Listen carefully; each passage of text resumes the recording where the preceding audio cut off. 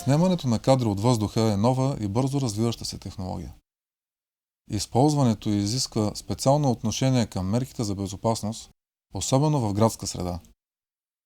За нас това беше определящ фактор при избора на сцени и гледни точки.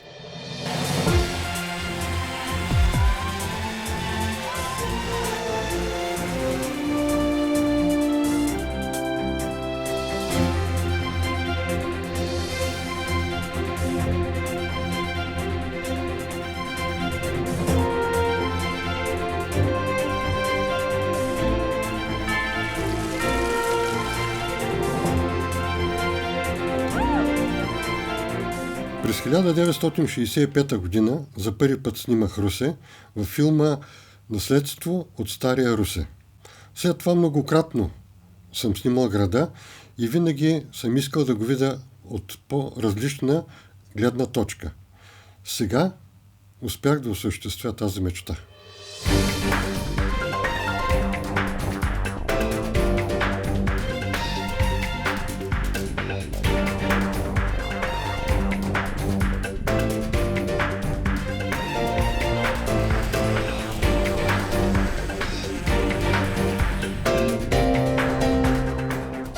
Действително бях изненадан от възможността от това въздушно-постъпателно снимане да се навлезе в уличното пространство и това да даде една такава дълбока перспектива и такава дълбочина на ракурса, която наистина не е сравнима с други техники на снимането.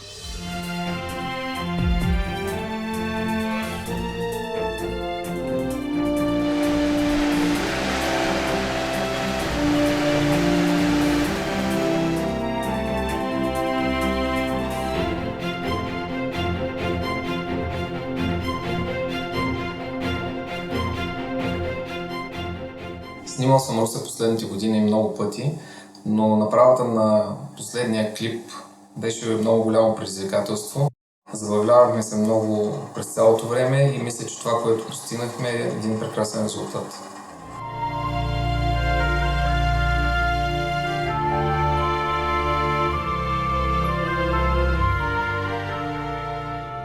Русе просто плаче за изобразяване, за рисуване.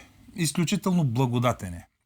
Безкрайно много неща има, които могат да бъдат снимани по най-разнообразен начин. Точно тук идваше и главната трудност при осъществяването на този проект. Той е като една богата и много известна класическа творба, която трябва да анализираш, в чийто смисъл трябва да навлезеш, да го обясняваш. Такъв е Русе. Красив, сложен, многообразен, неповторим и през цялото време работихме с това съзнание.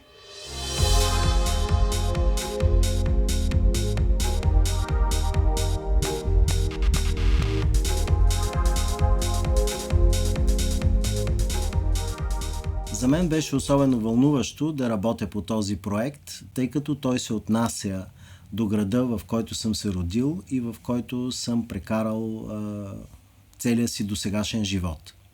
Това да имам възможността да видя Русе с неговите красиви сгради и с неговата красива природа около града, инспирира у мен специфични емоции и това направи работата ми по този проект много различна, отколкото по останалите проекти, по които съм работил.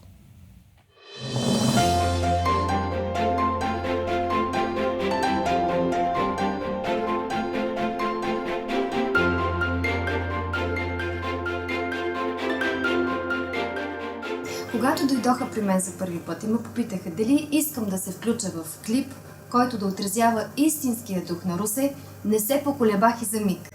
Казах да, мигновенно. Защо? Защото обичам Русе. Нищо, че не ми е роден град. Обожавам го. Не само, че е най-красивият, чисто архитектурно, но тук има нещо особено.